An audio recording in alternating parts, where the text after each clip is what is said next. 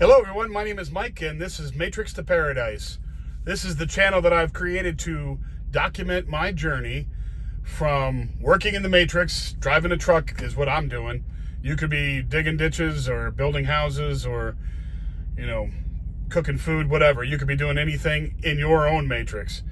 If you like it and you enjoy what you do, then keep on doing it. But I enjoy doing trucking, but I don't want to do it for the rest of my life. I want to go and do what I want to go do, and that's going to be traveling around the world and documenting that.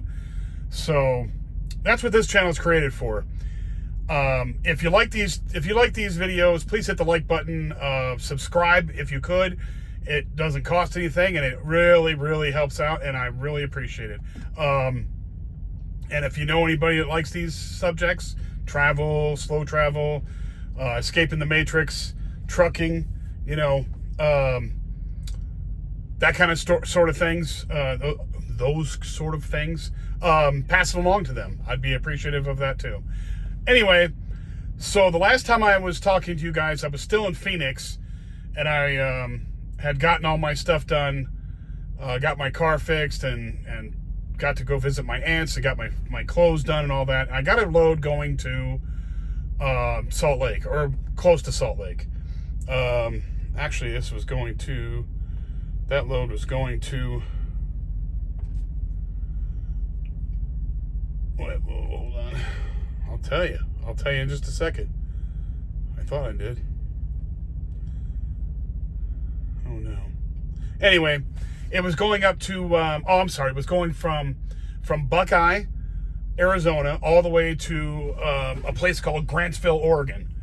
And it was a Walmart load, from some company called Blue Buffalo. I think that Blue Buffalo, I think that's dog and cat food. So, a whole industry of hauling. I've hauled a ton of dog and cat food in my time as a truck driver. Anyway, so I took that up there. Now, it was really weird when I went to Blue Buffalo, the distribution center. They didn't have anybody in the shipping office. They had a computer in there, just like they did at that one chip place that I did a few weeks back. So you had to go in there, you type all this stuff into this computer, and they print out your bills right there. So I was like, what? That's kind of weird, but whatever. You just do what you got to do and you move along. So I printed all the, I thought it printed out all the bills. I pulled all the paper out of there, put it in my truck, and drove down the road, just going to Utah. So I get up to Grantsville, Utah with this load, and the Walmart security guards come out and they, hey, you got your bills? And I gave him the bills and all that. And he says, hey, there's only 5 pages here and you're supposed to have 28 here. I said, what? 28? So I looked at him again, and it sure as hell, it says 1 of 28 on the first one, and I only had 5. And I'm like, how in the hell? I've never had bills be more than 3 or 4 pages, at the most. Bills of lading. I've never had them more than that. And I'm just like, 28 pages? That's crazy.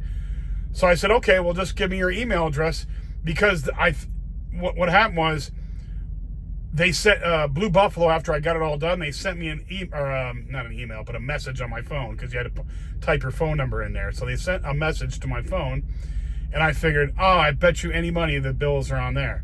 The e-bills are on there. And they were. There was all of them there. So I was like, well, what's your guys' email? And I'll email them in there, and you can print them out. He's like, nope, we don't do that. You got to go bring them in paper. And I'm like, bring them in. Damn fly, get out of here. Anyway, I had to, and he's like, nope, you got to go down to the truck stop or someplace and print them out. And I was like, son of a biscuit. So the nearest truck stop was 20 minutes away. So so it's starting to get late at night at this time. I mean, not late at night, but it was like 4 or 5 in the afternoon. Or no, I'm sorry, it was 3 in the afternoon. And I wasn't too worried about it, because we have a terminal in Salt Lake, so I can go and park there and not have to worry about parking. So anyway, So I go there down to there was a Flying J down there.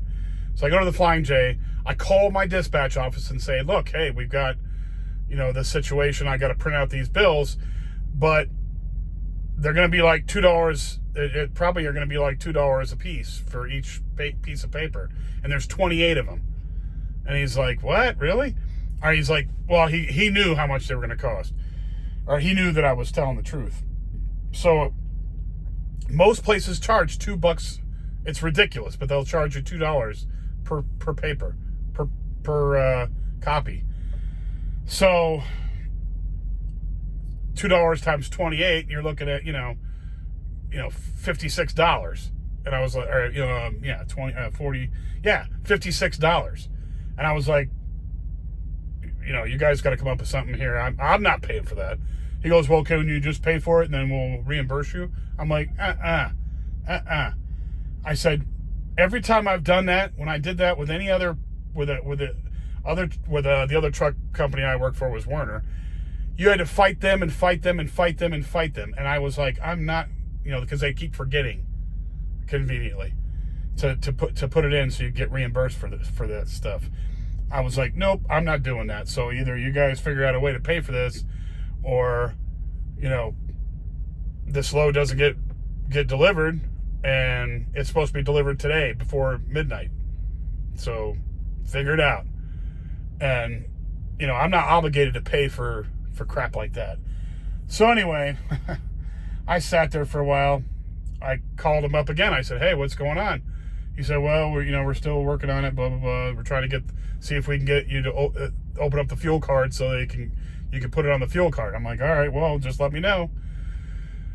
So he texted me about a half an hour after that, and he says, hey, can you go find out how much it's going to be? I said, sure. So I went over there, I drove in there over to where they were at, where the building was at. Went inside and said, hey, how much do you guys charge per copy? If I come in and, bring you some bills on my phone to get them printed out. And they're like 25 cents a copy. I'm like, really? 25 cents? I mean, every other place I've ever gone has charged like $2. So I was like, 28, that's like, $7. So, so I was thinking, I was like, well, I'm not paying for it, but I bet you I have that kind of money on my rewards card, my Pilot Flying J rewards card. So anyway, what you do is when you go to these truck stops, you sign up for their rewards thing, and every time they fuel and all that, you get points. Okay, so I don't like buying anything from Pilot or Flying J because I never go there, and I don't like spending any money there because they charge for parking, and I refuse to give them my money for anything. So, and because that really pisses me off. So I knew that I had a bunch of points on there from, well, see, like Crete always sends us to different places. Like they have deals with each one of them. Like they have deals with Flying J and Pilot and Loves and the TAs, and they have deals with all of them. So we a lot of times we'll get sent to Flying J or Pilot to fuel up. So not that I like to, but I have to go there because that's where they're telling me to go. So I go there and fuel up. Well, every time you fuel up, it goes on your card, and you get points for that. Okay, so I knew I had a ton of points on there, so I just swiped my card, and it paid it all off in full, and I still had like $40-some on there. But I'm never gonna use it unless I get stuck at a Flying J or Pilot, and I'm really hungry or something. But that's not gonna happen. Anyway, so that problem got solved. However, it took me forever to get all this done, and by the time I got delivered and got back to the yard in Salt Lake, to the Crete terminal yard, by the time I got back there, it was like 8:30 at night, and I was beat tired because I've been driving all day, and I was like, forget this, I'm going to sleep. I'll do this tomorrow. So then I had a load waiting for me right there at the terminal. Okay. Well, I forgot that it's going 500 miles today, and it's right now. I am in Bennett, Colorado, at the Loves in Bennett, and I had to deliver this load to a place called Commerce City, which is pretty close to the airport over here in Denver, the big, huge new airport. So anyway, I drove all day today. I drove all the way from Salt Lake City, all the way across Wyoming, got fuel in Cheyenne, Wyoming, and then drove south on Interstate 25 all the way to Commerce City, which is just a little satellite place, like I say, right now by the Denver airport, satellite city by Denver. So I just dropped that load off an hour ago, or an hour and a half ago, and drove over here to Bennett to get into the Loves. And I got in here and found a spot. I am shocked that I found a spot. In fact, when I pulled in, there was two idiots in front of me who got off the freeway before I did, got in front of me and took up the last two spots on the road that I was thinking of going to, because usually that's the last row up there. And I came around again to another row it's usually full, and I found a spot. Somebody had left, and I was like, heck yeah, I got a spot. So I was freaking happy as hell. But usually I don't come in this late. Right now it is 7 o'clock, and I just got parked about 15 minutes ago. So usually I don't come in this late. Usually I'm here. I like to be at a truck stop at 3 or 4 in the afternoon. Then you're guaranteed usually a pretty good spot, usually, or a spot. And I don't like parking in crazy spot. I like parking in a normal spot in a Loves with lights and all that stuff going on, so I don't have to worry about people breaking into the truck or breaking into into the car, into the trailer, or none of that kind of crap. You don't have to usually worry about that here. So at big truck stops, because there's too much light, there's too many people around. People see somebody mess around with somebody else's trailer, they're going to say something. So thank God I found a spot in here. But anyway, because there's a lack of parking in Denver too, believe it or not. There's probably about 5 or 6 different truck stops in the area, but every one of them is packed all the time, and it drives me bananas. But they're packed all the time. So I was lucky to get a spot in here. Tomorrow morning I got to get up really early, and not really early, but go back north towards Cheyenne. There's a town up there called Eaton, Colorado, and I have to go to Eaton to pick up a load up there and drive that out to Emporia, Kansas, which, let's see, how many miles is that gonna be here? I will tell you in a second. So I pick it up, Eaton, Colorado, and we're looking at another 588 miles. So, I can pick it up early tomorrow at 0730. Oh, this is already, I thought it was a live load, but it's not. It's already done. Good deal. So I can pick it up at 7:30, earliest at 7:30 tomorrow morning. And then I got to bust a move and get to Kansas, Emporia, Kansas. That's 588 miles. That's going to be a long way. So, but I don't have to be there till the next day. Oh, okay, that's good. Never mind. I was worried because I was thinking if I have to pick it up tomorrow and have to be to Emporia, Kansas to drop it off because it's saying I have to drop it off between 07 and 2 o'clock in the afternoon. But I was missing that it's the next day. It's not on the same day. Thank God. Now, I could drive 588 miles in one day, but trying to get it someplace before, too late, it would be late, me getting it there. If I picked it up at 7 o'clock tomorrow morning, it'd be a whole 10 hours, at least 10 hours, probably 10 and a half hours before I got it there and got unloaded. And, you're talking at 7:30, that's all the way around to 5:30, that's 10 hours. I'd probably drop it off at 6 o'clock at night. So it'd be tight. It'd be tight to get it done because I can only drive 11 hours total. So you want to have some cushion in there, which this is going to give me some cushion. Thank God. So I don't have to be too crazy. I can go pick it up tomorrow, drive a bunch of miles, but stop early.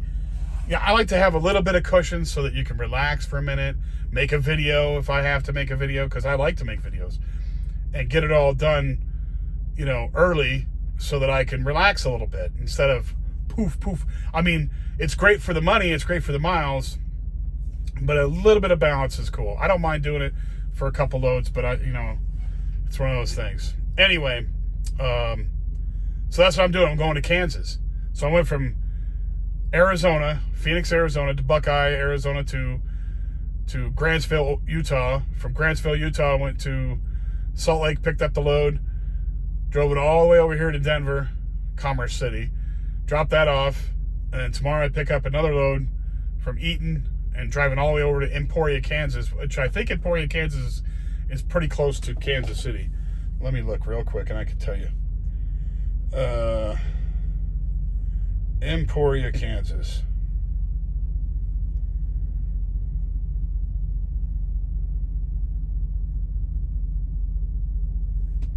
Well, once this materializes.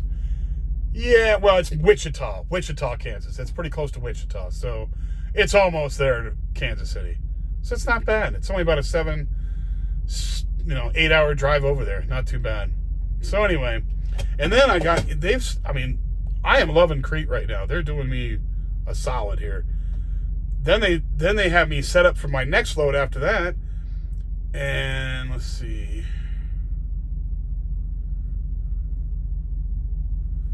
Not that one.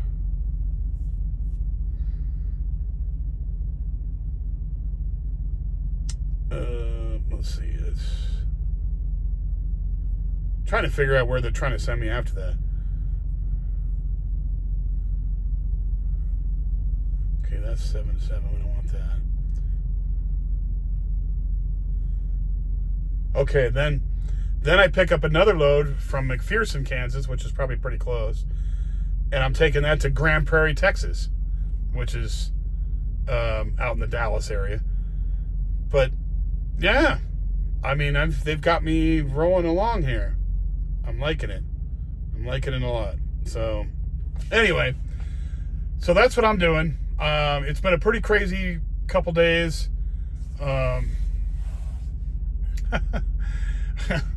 It's there's all kinds of stuff that just pops up in trucking, and you have to solve it on the spot and get it taken care of and use your brain. And I am shocked at how many people are driving trucks that are complete morons, but somehow they figured out stuff, or they have somebody that's mentoring them or telling them how to do things, because some of these guys barely speak English and probably read English, and I'm surprised that they even know how to get to where they're supposed to go, read the road signs, read the bills. I mean, you got me. I don't know how it works, but it just cracks me up. But it is what it is. Hopefully they drive safe. They don't kill me on the road. Knock on wood. Hopefully they don't.